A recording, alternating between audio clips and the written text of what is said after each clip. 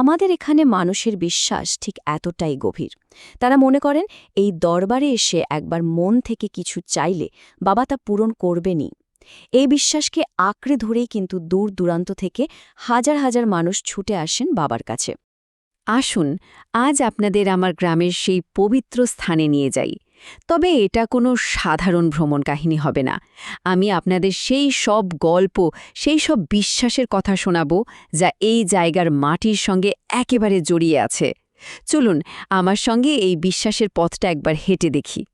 কখনো ভেবে দেখেছেন কেমন হতো যদি ভগবানের নিজের বিচার সভা বসত একটা গাছের নিচে? শুনতে অদ্ভুত লাগছে, তাই না? কিন্তু আমাদের এই মন্দিরের নামের শুরুটা ঠিক এই ভাবনাটার মধ্যেই লুকিয়ে আছে। চলুন এই রহস্যের গভীরে গিয়ে দেখি কিভাবে একটা গাছ হয়ে উঠল ঈশ্বরের আদালত। এই মন্দিরের জন্ম কিন্তু কোনো শান্ত ও পবিত্র মুহূর্তে হয়নি। এর জন্ম হয়েছিল এক চরম ভয়ের সময়, যখন চারদিকে ছিল বর্গী হানার আতঙ্ক আর মানুষের কান্না। সেই ভয় আর অটুট বিশ্বাস, এই দুটো মিলেই জন্ম দিয়েছিল এই পবিত্র জায়গার। বড় কাছারি নামটা শুনলে মনে হয় কোনো সরকারি অফিস হবে, কিন্তু আমাদের কাছে কাছারি মানে হলো আদালত। আর এটা কোনো সাধারণ আদালত নয়, এটা স্বয়ং মহাদেবের বিচার সভা। এখানে জাগতিক সমস্যার বিচার হয় না, এখানে আরজি শোনা হয়, বিশ্বাসের বিচার হয়। তাই তো এর নাম বড় কাছারি, সবার চেয়ে বড় আদালত। শুনুন তাহলে সেই সময়ের কথা। আমাদের বাপ ঠাকুর দ্বারা বলতেন, সে ছিল এক ভয়ানক যুগ, ওই ১৭৪০ সাল নাগাদ। বর্গীরা সারা বাংলায় তখন লুটপাট চালাচ্ছে। প্রাণ বাঁচাতে গ্রামের মানুষরা এই গভীর জঙ্গলের শ্মশানে এসে আশ্রয় নেয়। তাদের বিশ্বাস ছিল এখানেই বাবা ভূতনাথ তার কাছারি বসান আর তিনিই তাদের বাঁচাবেন। আর কি আশ্চর্য, সেই বিশ্বাস সত্যিও হয়েছিল। আক্রমণ করতে আসা বর্গী সেনারা সব রহস্যজনকভাবে মারা যায়। কেউ বলে বাঘের পেটে গেছে, কেউ বলে রক্তবমি করে মরেছে। ঠিক এই ঘটনার পরে এক তেজস্বী সাধু বাবার আগমন হয় এখানে, আর তারপর থেকেই এই জায়গার ইতিহাসটা চিরদিনের জন্য বদলে যায়। কিন্তু আসল গল্প তো শুরু হলো সেই সাধু বাবার আসার পর। তিনি আর তার সমাধির ওপর ঘটে যাওয়া এক অলৌকিক ঘটনায় এই জায়গার রূপ পুরোপুরি বদলে দিয়েছিল। চলুন দেখি কিভাবে এক সাধু আর একটি গাছ মিলেই জন্ম দিল এই তীর্থস্থানের। গ্রামের লোকেরা বলতো সাধু বাবার মুখে যা আসত তাই সত্যি হয়ে যেত। তিনি বাকসিদ্ধ ছিলেন। তার আশীর্বাদে গ্রামে খরা কেটে যেত, অসুস্থ মানুষ সেরে উঠত।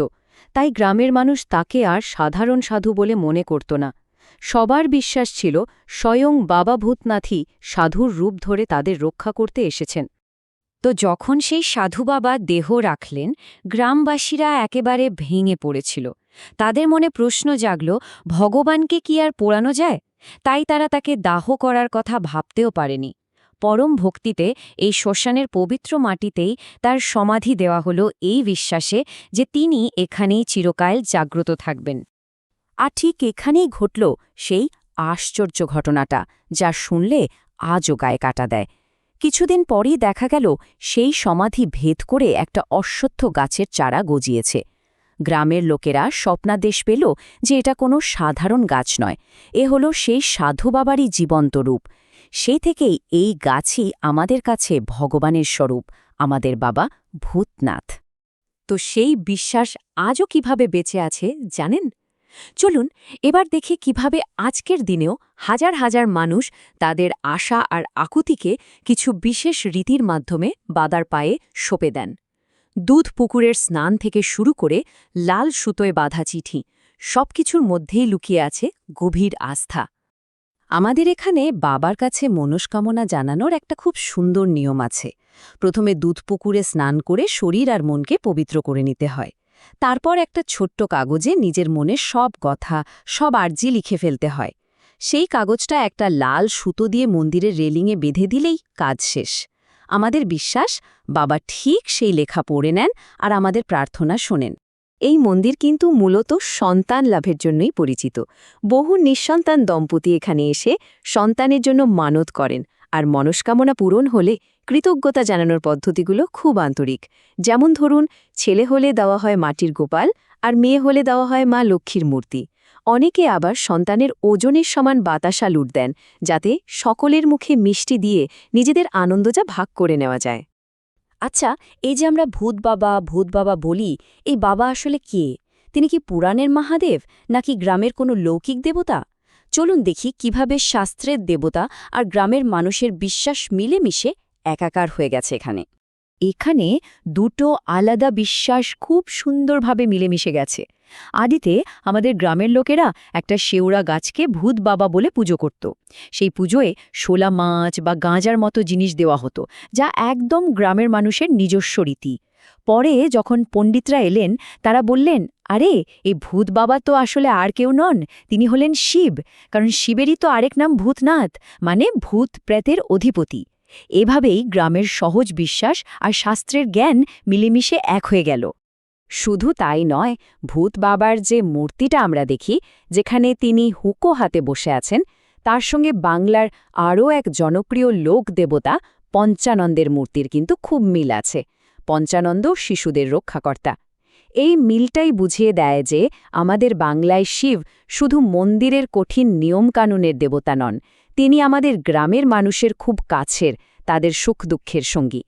চলুন এবার একটু সময়ের পাতা উল্টে দেখি কিভাবে একটা জঙ্গলের ভেতরের শ্মশানঘাট আজকের এই বিশাল মন্দিরে পরিণত হল, আর কিভাবে ইট পাথরের দেওয়াল উঠলেও মূল বিশ্বাসটা সেই গাছের শিকড়ের মতোই অটুট রয়ে গেছে। একবার চোখ বন্ধ করে ভাবুন তো, তখন এখানে কোনো মন্দির ছিল না, কোনো পাকা দেওয়ালও ছিল না, ছিল শুধু ঘন জঙ্গলে ঘেরা একটা শ্মশান, যেখানে দিনের বেলাতেও যেতেই লোকে ভয় পেত। আর তার ঠিক মাঝখানে ছিল সেই অলৌকিক অশ্বত্থ গাছটা। ওই গাছকে ঘিরেই ছিল মানুষের সমস্ত বিশ্বাস, ভক্তি আর ভয়। আর আজ দেখুন কি বিরাট পরিবর্তন।